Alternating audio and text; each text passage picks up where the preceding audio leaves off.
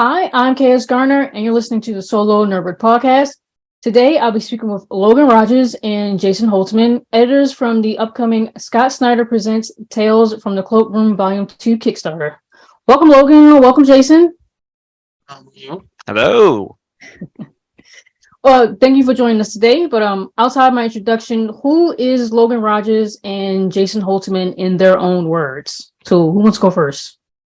Jason, I give the floor to you. Oh, okay, I'll go first. Currently, right now, I'm a student at Ball State University in Indiana. I'm looking to get involved in publishing after I've completed my college career. So that's part of the reason why I'm here working on this, getting my first experience as an editor, getting a resume piece, and kind of getting my first feel of testing the waters, so to speak, on the industry I want to get in and what I want to do later in life. Cool. Hi, I'm Logan, and I am a graduate student in creative writing in playwriting and fiction at Augsburg University in Minneapolis, Minnesota. I live in the sister city of Minneapolis, St. Paul. So that's where I am right now. I do playwriting and fiction for school right now. I am a comics editor in my free time over here with the Tales from the Cloakroom series, and then outside of that, just general nerd. And I work for an insurance company by day to pay the bills. Yeah, you gotta do what you gotta do, right? Yeah. But what is Tales from the Cloakroom about, and what should readers, both old and new, expect from in Volume 2? So it's going to be a continuation of the philosophy of the first volume, which was a bunch of students from Scott's class on his Substack, Our Best Jacket with two T's. They all got together and they said, why don't we in this first year, in tandem with Scott's monthly lectures that he does over Zoom, and then he does Q&As afterward with the students, why don't we all get together and make our own comics and then kickstart our own comics? Because one of the first or second lectures he ever gave was about the comics climate in making your comic accessible these days via Kickstarter versus trying to break down the wall to get into Marvel or DC or Image or Boom or wherever it is. It's much easier to just build your portfolio and your resume making your own stuff and funding your own stuff through Kickstarters or Substack or Patreon or whatever your model may be. So they all got together, decided to do that, and they made 6-page stories. And the philosophy of their book was that it had to involve a jacket somehow, or a coat, or some form of outerwear in their story in some form, because it was a reference to Our Best Jacket, Scott Snyder's imprint over at Substack that he also teaches the class under. So they all went off and did that. I actually missed hearing about it because I joined the class a few months late just because I was moving back from California at the time back here to Minnesota. So I just missed a thing or two. And then when May rolled around of last year, they launched the Kickstarter, and I was in the class, so I heard about it. I saw some of the writers and artists on Instagram from the Discord server post about it. So I messaged one of the writers, C. Solis, in the first volume. They got me in touch with the editors of the first volume, and I just started asking the questions of how they got the ball rolling. I jumped on the Discord server and started poking around saying, hey, who wants to do another anthology like the one they're doing over on the Kickstarter? And a lot of people who didn't get the chance in the first year of Scott's class hopped on. A bunch of people who signed on fresh for the second year hopped on. And we, to the best of our ability, sort of copied and pasted the loose format that they had last year. The only real difference is that while they had an editorial team of 5, we had one of 3, and we actually are kind of standing on the shoulders of them with this volume. They did a lot of the foundational work, and then we're taking that and trying to just keep the baton going with the hopes that when there's another year of Scott's class, a different group of editors will pick it up, a different group of students and like writers, artists will jump in and give their stories to it.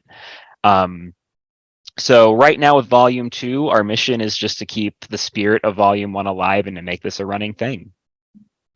Cool. So, Jason, how did you get involved with working as an editor for Volume 2?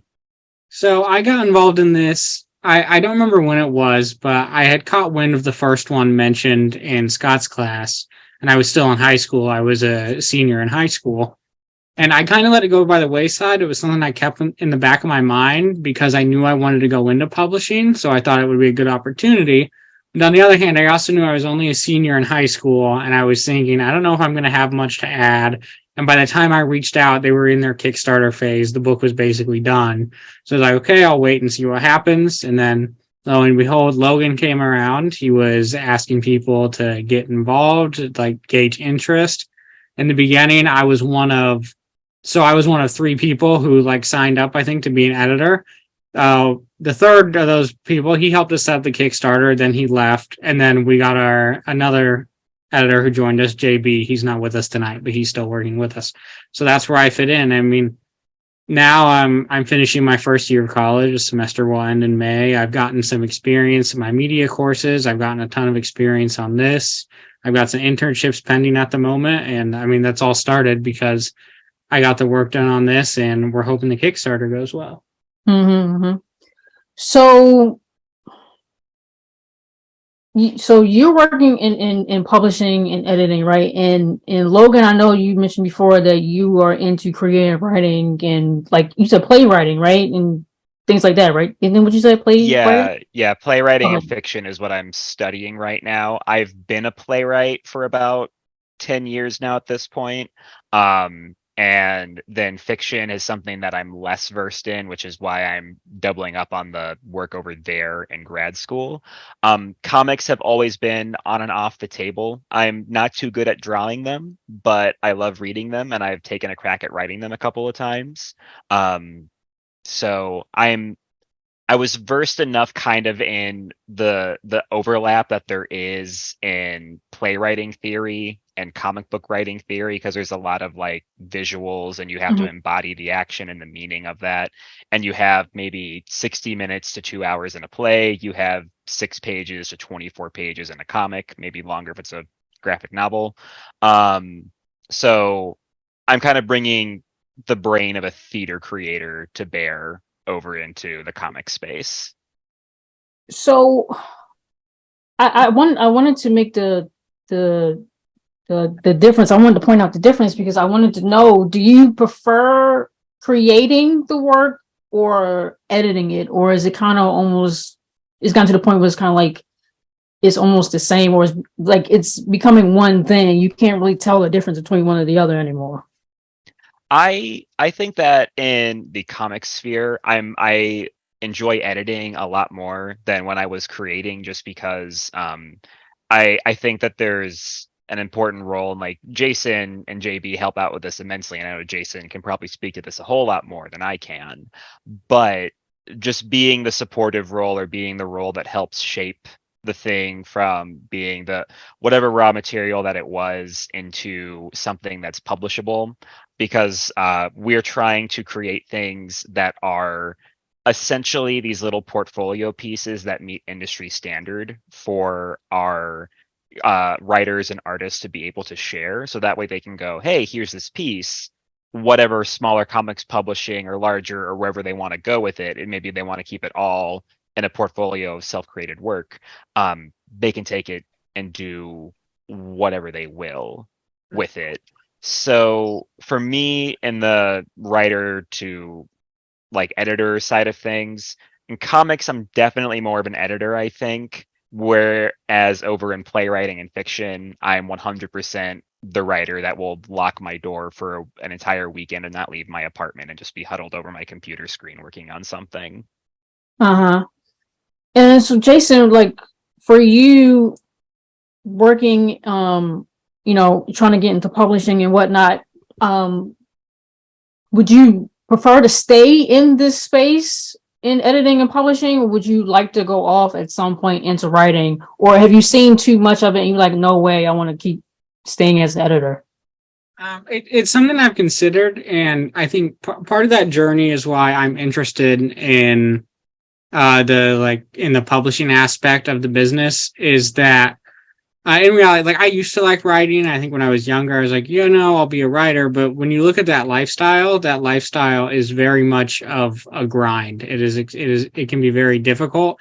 And I have an immense respect for people who are able to pull off, and become successful, or maybe not necessarily successful as deemed by like what society would deem successful, but happy with themselves in terms of what they can create via being a writer or being an artist.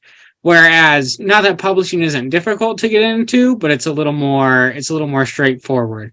You have businesses you can work for, you're going to be employed, so you'll have things like health insurance, or you'll have life insurance, which you're not going to get when you're freelancing by yourself. That's one of the draws to it. I won't say that later in life, right? Like if I have the ability, I won't write more on the side or like try to pursue creative outputs, but this is a way for me to balance my need to hopefully work on something creative in my life, but also maintain some of that security that doesn't necessarily come with pining to be a writer or pining to be an artist. So that's the goal here. I still write from time to time, and being an editor has certainly helped that. When I have to write for some of my college courses, I can take a step back and I'll be like, I know this isn't working. And if I look at it like, if this is someone submitted to the anthology or something I've read, what would I tell them about why this is not working? And then I can kind of look at it from that like third person perspective and figure out what's going on. Okay, so from your guys' whole input throughout the process of making Tales from the Cloakroom Volume 2, what would you say, I guess, is the most difficult aspect of editing this anthology, or any work that you've encountered that you feel like it's never going to get easier, or that you hope it gets easier as you continue on doing what you want to do, like either editing or taking what you've learned from editing into your writing? I know. I think if there was something that were maybe the most like difficult or stressful part of this, sometimes I would look at it as the time it takes, and that's simply because we're having to do this like secondary to our jobs, our normal schooling and stuff like that. So for me, that might change in some respect if I went on further along and I got a career in publishing like that. In terms of like, and I know that's kind of like not very tangible and might not correlate to everything. In terms of something really specific to anthology, at one point in time, we had to decide out of the stories we had who would make it and who wouldn't. And I won't miss words when sometimes that sucks to see people's work and realize like, man, we have to turn them down, for whatever reason. And that's part of the job that's never going to go away. That's, if I, do other anthologies, that's going to be there. If I go and work at an office, that's going to be there. It doesn't really matter. And so, like it sucks, but it's a good learning experience for people and for yourself to figure out how to deal with it. So I'd say this probably definitely has been the hardest part, because aside from that, I can't speak to how great not only my fellow editors have been, but all the collaborators we've had on the book as the whole. I mean, the entire book probably comprises the work of around 60 or 70 people, and we really haven't had any issues with like personnel, which I consider as blessing. I mean, there hasn't been drama, there haven't been like arguments, there haven't been infighting in like the Discord channel, and sometimes that happens on creative projects and when work is involved, and so far none of that has been the case. It's really been pretty smooth sailing. Just you just got to keep chugging along and deal with the volume of stuff that comes your way. Mm-hmm. And what about you, Logan? Yeah, so I honestly, the hardest part about it for me is what we're doing kind of right now. We're on like now that we're like getting closer to the Kickstarter, we're on those tight deadlines where it's like, no, we have to have the pages formatted, and the pages have to be formatted right, and they have to be 100% correct before we send them off to the printer and before we end up spending however X amount of money to get copies of the book. And we have to take the time to make sure that the dimensions are right, the pages are sitting there, and that we are honoring every single writer and artist's work. And so the hardest part about that isn't necessarily the work, but it's the amount of time it takes to do that and to give each page the close scrutiny to make sure it's going to sit well and do as well as it possibly can. Also knowing that we have, I mean, in the most immediate sense, we have a convention coming up that we're going to be at to plug the book a little bit, but then also come May, we need to make sure that we've really crossed off everything related to the printing process of the book itself. And unfortunately, it just takes time to get those pages together and then send it off to a printer and then wait on the proof copy to come in the mail. Especially with paper shortages right now and everything, it's sort of like every free second, like whether it's on your break at work or on my break at work or whenever I have like an hour in the evening or so or before bed, I'm just popping open my iPad, going on Procreate and being like, okay, are the dimensions right here? Are they right over here? And going over everything with a fine tooth comb. That's been the biggest challenge I would say so far, which to Jason's point is kind of a blessing that it took us to get to here for things to start getting even this kind of stressful. Uh-huh. Well, while you all guys were working on an editorial team for from the Cloakroom Volume 2, I guess what have you learned as an editor that you, I guess, didn't appreciate as a writer? And what advice or suggestions would you offer to creators you wish they knew before they sent their work in to, like, before they submitted their work for whatever it is, whether it is to be edited or to be published or just to be seen by anybody, really? That's kind of a tough one because there's so much. I think, speaking personally in terms of what I've learned, one thing that's really set in for me is there's multiple ways to tell a story. And it's important to keep that in mind. And I've thought about that after reviewing work here and other stories I've read, because there are a number of different entries in the anthology, which I feel like in their own ways are kind of reaching for the same, core point. We're working with a short story, but they all manage to do it in different ways. A message about, I don't want to give too much away from the story. So like a message about, thing A, one person who's trying to reach that wrote an action story, while another creator wrote like this sappy love story, or, you have all these different genres and some of them share the same points. And it's kind of a good way to look at, like there's a lot of ways you can write a story. You don't have to stick to just one thing, or you don't have to stick to some like concrete method that the internet tells you is the best way to write something.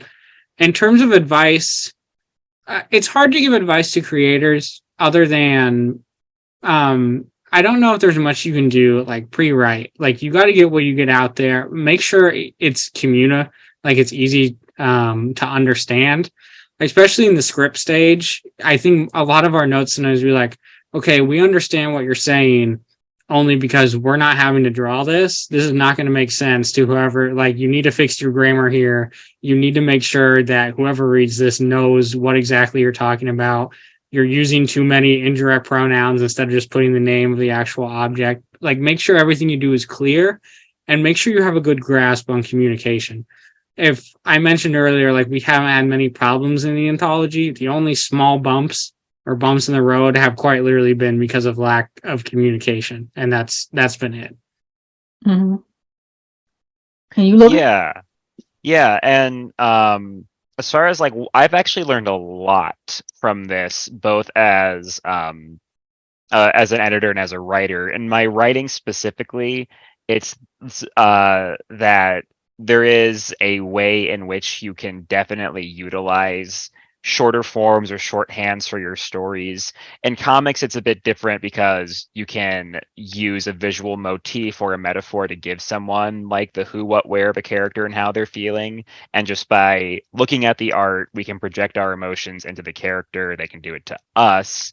But in my short story writing this semester in school, I've used a lot of the notes and criteria that we made together, like in last fall, Jason and JB and I, about just like how you have to make your story very tight and very direct in 6 pages.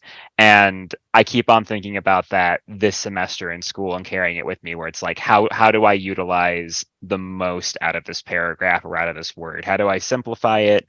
When am I putting in too much in my story that's bogging it down or is distracting it?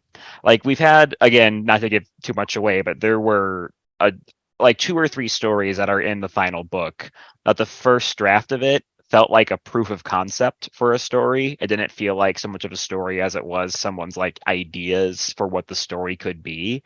And then after we gave those notes being like, what if you just take one of these elements out of there and you tell a story about one of these things? And then some of them would go back, and then on their second draft and their rewrite, they would give us, you know, essentially what was once a sentence or 3 sentences, and they would take that and break it open into 6 whole pages. And you can take an idea like that and have the space to really explore it in that short space of 6 pages in a really profound way that lets it breathe, as opposed to just trying to cram it everything into 6 pages. That's just a really broad stroke of a paintbrush. Mm-hmm, mm-hmm. So outside of working on Tales from the Cloakroom Volume 2, right? You have it all handled. It's the 3 of you and all of the collaborators. It's pretty much done at this point. You just now got to get it, out there to the people and whatnot. So now you have to deal with everything else outside of it. How well do either of you balance all of that, school and work and, your family, friends, intimate relationships, even your pets, right? Like, do you or have you ever been overwhelmed, and how do you typically manage your mental well-being when you do? I don't know. I hope I can give sound advice. I mean, like we said, it's gone smoothly. There have been times where things have gotten, like, there's been a lot, especially, I think it was our second review stage. We reviewing the scripts takes time, and we had a lot to review that coincided with, just schoolwork. Yeah, I have to work. I work at my library. There's like another job in there.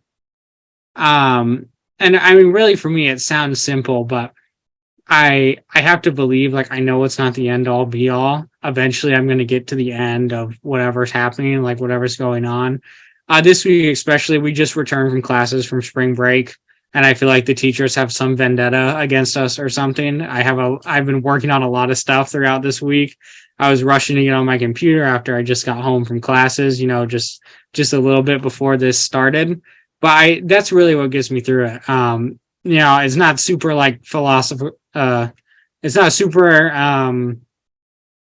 intriguing advice, I feel like, or super deep, but it's really just remembering, like, taking a deep breath and, like, just work my way through it. By the time I get this done, the next day is going to roll around, the next day is going to come, and it's going to be freer, and it's going to be freer until more stuff happens. And really, that's all I've been able to do at this point. There have only been a couple moments where it's gotten super stressful, but it's certainly something I've been keeping in the back of my mind in terms of, do I want to return to this next year when I could have other opportunities like internships or other jobs pop up, and weighing what exactly I commit my time to. Mm-hmm.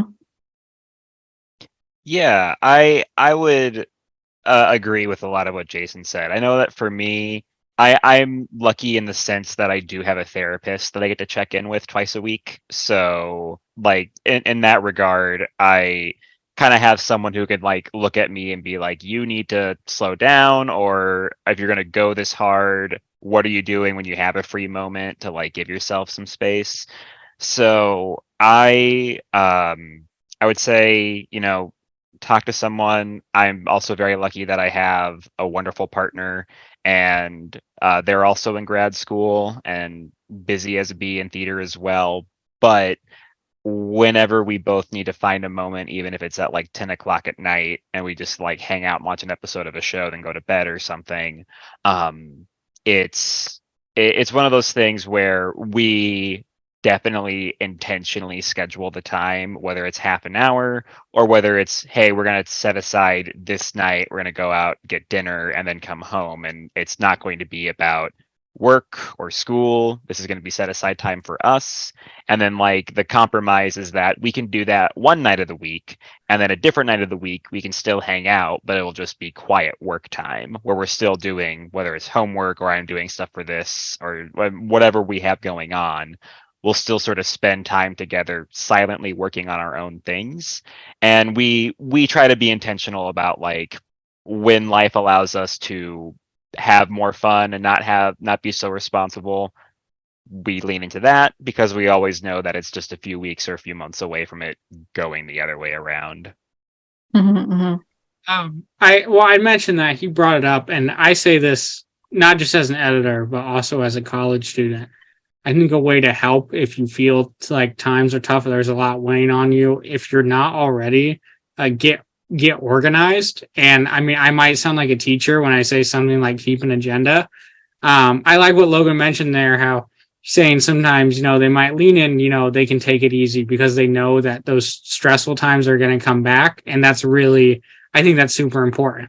I try to keep a schedule for myself at the beginning of each week on Monday. I lay out everything I have to get done by the time the weekend is. But I don't go too much further ahead of that because I never know what life is going to look like.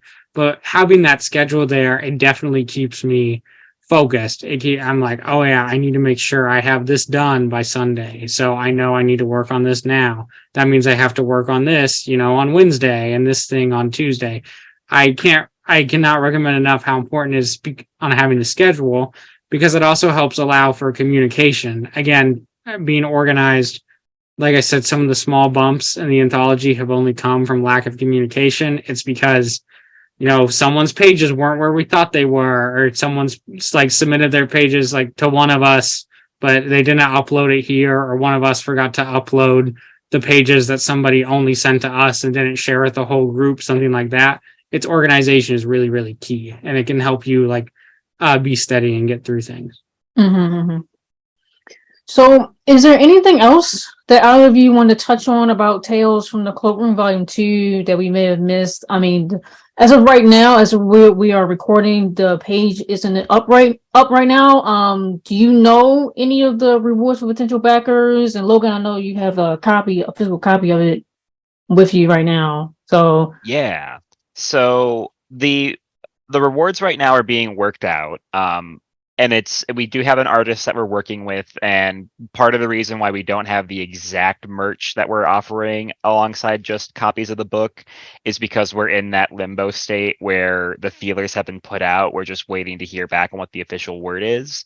We're hoping to have the little fun pieces of swag like bookmarks and stickers and so on and so forth. Again, that's like all tentative.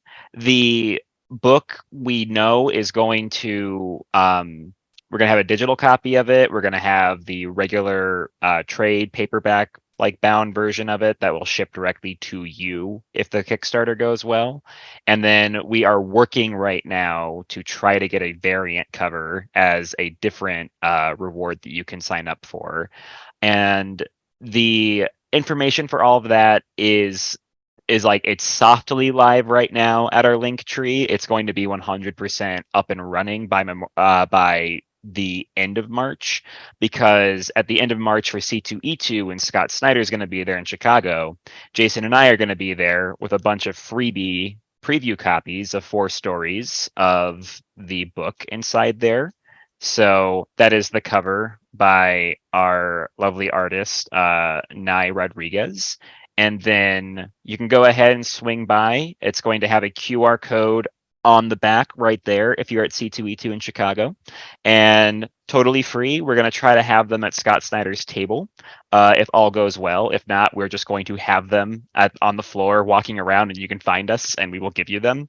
You can find us on the socials. It's at Cloakroom Comics on Twitter. And yeah, we'll be there with that. We'll also have business cards and bookmarks and stuff that have the QR code on there too. It will lead you to all of our links, socials, the Kickstarter link, and then also a newsletter where you can sign up to follow along. And then that's what we have so far right now. I don't want to say too much more about what we're going to offer on the Kickstarter until we have the 100% yeses, but there will definitely be some goodies coming to whoever wants to sign up for them. Uh-huh. Is there anything that either of you have anything like going on outside of Tales from the Cloakroom Volume 2? Like, hey, I got this coming up later, or hey, I'm offering my services to anybody once this is finished, or anything like that. People can reach out to you if they wanted to, if you have anything.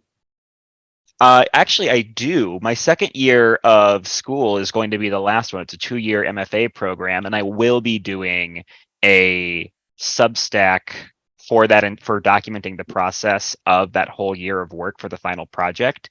It's in talks right now with one of my professors, and it's either going to be a play that I'm just going to show the developmental process for a year, or it's going to be about an experimental webcomic visual novel video game that I've been tinkering with. And if that's the one that ends up going with, it's going to be the entire creation process of like maybe a chapter of that video game visual novel sort of hybrid. But I'm still waiting to hear back on which one they will accept for the degree requirements. The video game one is a bit of a stretch, but we're going to hope. Mm-hmm. On my end, I mean, I can't say I have much. I still have minimum 3 years of college left before I've got my education wrapped up. That being said, if any of the people listening check out the book and decide they really like it, they want to reach out to me if they're involved with any possible anthologies, I very well may be willing to come on as an editor simply because I'm looking to build my resume in pieces. On that note, I want to go back a little bit. Logan was talking about the book. Hopefully that link, if you don't get your hands on a physical copy, we will have bookmarks with the QR code that should take you to a digital version of that preview. And a digital version of that preview should be able to be found via our socials and will probably be posted alongside this video when it goes live, if we can work that out. Just we're sending the preview everywhere, trying to get people involved, because then it has links back to the Kickstarter. It can take you where everything you need to go, just so you guys know. Yeah. It'll be linked in this episode, both audibly and the video, YouTube. But Jason, where can people reach you? Do you have socials or just a plain email? I do have socials. I mean, you most notably, like, you guys will have access to the Cloakroom socials. You will be able to reach me through there on Twitter, and I'll be one of the editors like running it. I'm also on Twitter, just at Jason Holtzman 4 at the end of my name. I don't actually know how that 4 got there. I don't remember right now. But that's my Twitter. I have social media handles. I don't remember off the top of my head. I could plug to be in the description of the video and such once this goes live. Okay. Only if you feel comfortable. You don't have to. Oh, yeah. All right. Well, again, I want to thank Logan Rodgers and Jason Holtzman, editors from the upcoming Scott Snyder Presents Tales from the Cloakroom Volume 2 Kickstarter, for joining us here today. All of our guests' socials and website will be listed in this episode's details alongside Tales from the Cloakroom Volume 2's Kickstarter for those who are interested in supporting the anthology. Again, I'm K.S. Garner, and you've been listening to the Solo Nerdbird Podcast. Thank you.